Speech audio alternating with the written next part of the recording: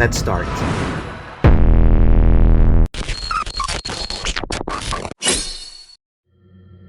Welcome to the Ethics Skills Podcast, where we explore human experiences. We have an incredible human being with us, a leader and a scientist. His name is Zakee Conte Smith. Let him tell us a little bit more about his personality, his vision, his leadership, but also what he wants to see in the future. Zakee, thank you for being with us today. Thank you. Tell me a little bit about you. Like, where did this desire to become a scientist started? Well, thank you, Wendell. For me, I've always loved love science ever since I was a kid. I've always loved experiments. I loved the theory, especially like biology and stuff like that. So pretty much there was a pivotal moment in my life where it's like I envisioned it. It was like in the 7th grade. It was like our art teacher asked us all, where do you see yourselves in like 10 years from now? And this was back 07, 08. Well, I envisioned myself in a laboratory. I saw a centrifuge. I saw test tubes, big computer. I created that picture, and I still have that picture in my house to this day as a physical reminder of like where the spark came from. And like originally, and even after I went out of high school, I still loved science, but I wanted to transition to it a little bit differently. So I thought to myself, I would become like a pharmacist, would deal with drugs and be able to create treatments for people, especially for like neurological diseases. I'm still working on that into the future. But sometimes life can give you a transitional kick where you thought you knew exactly where you were going, and then it pivots you into another direction. So like when I first started college at St. Peter's University in Jersey City, New Jersey, originally my mom told me like, just focus in school, don't do nothing else, just focus on that. I noticed the biology department lab in there. I was so fascinated with the whole lab environment. And even at that point, I love science, but I was never in a real laboratory. I've never been, but then when I saw it, I was like, I had to figure out what it was. I had to be in there. So I asked my seminar college professor, like, what is that? And how do I get into it? You would have to speak to the person in charge of that. So I did. I set up an interview with him and his lead worker there. Him and her pretty much sat me down and asked me questions. And prior, I had no real scientific experience other than me working at the Newark Museum as a science explorer, where I would teach little kids science experiments to kids in their family. That's the only experience in science I really had. So I showcased that a little bit and I used that, and I went about and go into there. In that instance, that's how I started working in the bio work study program at my school for 4 years.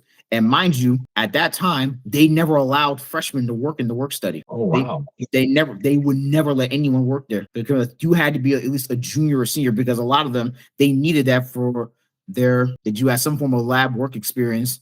So they apply for medical school. So I pretty much, in their history, I was like the first freshman to work in the work study at the school. So pretty much they had me started first off reorganizing, cleaning beakers and flasks. Then I started making media that we used to grow bacteria. Then I started setting things up, and to the point where I got into a leadership position, pretty much almost second in command at the work study lab to organize. I was a microorganism stock manager. What do you think these lab leaders saw in you that convinced them that you were the right person to continue? Yeah, to give you, not only teach you the basics and walk you through, but also mentor you. Well, I guess for me, I feel like I had a spark in me and such a vivid interest in the lab work, because a lot of times when students come in, they're doing it because they're trying to get credit, and the teachers and the leaders, they know that already. They already know what you're really here for. But to see a freshman who's just coming into school, who thinks they know what they want, but they really don't, to come there and ask them like, oh, okay, you seem interesting. We'll give you a shot, see how this goes. And because my work ethic was so diligent, I was very meticulous. I was always on time. I was always early. I was able to help whatever project we had to do. They saw that, and they gave me more and more responsibilities as time went on. And even it got to a point where I was so well respected and trusted that even the teacher referred to me when my boss wasn't there. They would ask me what to do. They would ask me how to do things, especially with. So you earned that trust then. Yes, and that's another thing too. Trust has to be earned. You have to work at it. It can't just be given to you automatic. Same with respect. Yeah, there's a difference between having respect and having common decency for your fellow man and woman. Everyone should you got to give people common decency. But respect, you have to earn that over time and time again. That's so interesting because they definitely saw something in you that they said, well, this deserves to be polished. And something you also said before going to the lab was also your mother believing that you had to study, that was the way. What would your parents' influence towards the career you chose later on? Well, she never like my mother. She was loving, but also stern and a little bit strict too, because like she wanted me to really build and cultivate what I am today. Because she also understands, like, you also remember, as a minority and as a Black man, it's hard for the world to really take you serious. So you had to be able to build yourself and be able to exert that level of respectability, confidence, assertiveness, to the point was like anyone will take you serious in a room where pretty much you'll be able to garner a level of like respectability. And she gave that to me. And that's what molded me into what I am today. And she was also present in every of my iteration. Cause like I remember the days where she would sit down with me when I would do science experiments and create science projects. She would help me build those up until a point where I gained the knowledge and confidence to do it on my own. But like you have to cultivate that in the early stages. And you cannot expect someone to just get it late in the game and think like, oh, you're at a certain point now, you should just know it. No, that things like that, they have to be nurtured. Nature can build it up, it can start it off, but something has to nurture that in order to grow. Is a balance with that. But this is the thing that's like where I had to make a hard decision. And because like even into my career at the work study at St. Peter's, something had to change. Because originally I was going there for biochemistry to become the pharmacist and everything. But this is where things took a turn. This was sophomore year, fall semester, 2014 going into 2015. This was by far, and these are two classes that changed the way I saw myself and pivot to where I am at today. Differential calculus and chemistry 2.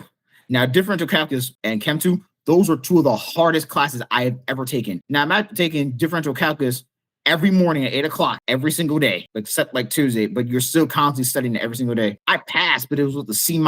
And my advisor emailed me, and I asked him like, yo, sit down. We need to have a meeting and talk. He looked me dead in my face and said to me, look, at the rate you're going, you're not going to graduate out here in 4 years. And even if you do graduate, the likelihood of you just having a degree in biochemistry, just having a degree alone, is not going to land you the job that you're looking for. So like that was the meanest reality check I got.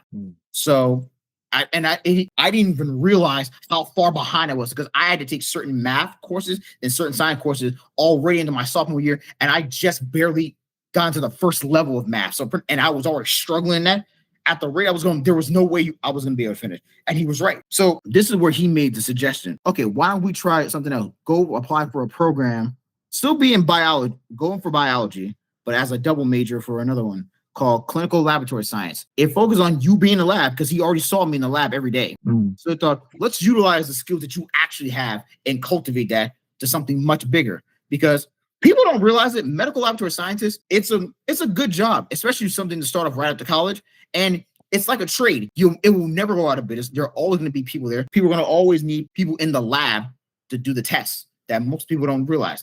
And you can take that in any hospital, in any state, in the United States. You can literally go anywhere. And I'll go into that a little bit later. So I had switched to clinical laboratory science, and I started busting down, taking all the classes I needed, and I was doing well in them. And then I realized I was so far behind in science classes. That's when I had to take Chem 2. But at that point, they can only offer it during the fall. So one of the teachers suggested you take a tutorial class where pretty much they cram 3 months of material into 3 weeks. Yeah. So imagine doing that during the summer. That's brutal. Welcome back again, Ethics Skill Podcast, where we explore human experiences. And if you haven't subscribed yet, do not forget our campaign. We are committed to transform your subscriptions into pro bono programs for mental health, so you can free somebody's mind from their traumas and help them heal just by subscribing. Very simple, and it costs absolutely nothing. Help us through this campaign, and we just want to pay forward, not only to our viewers, but for those that can't afford mental health services. Just remember, the statistics are real. Only 4 out of 10 Americans can afford mental health services. So help us change that. Hopefully, we can move the statistics and perhaps move it from 4 to 5 out of 10 people have good mental health services. Let's start.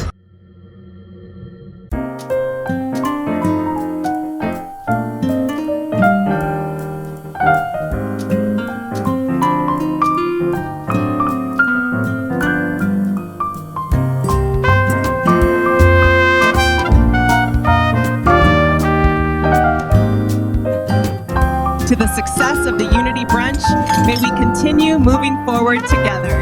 Cheers!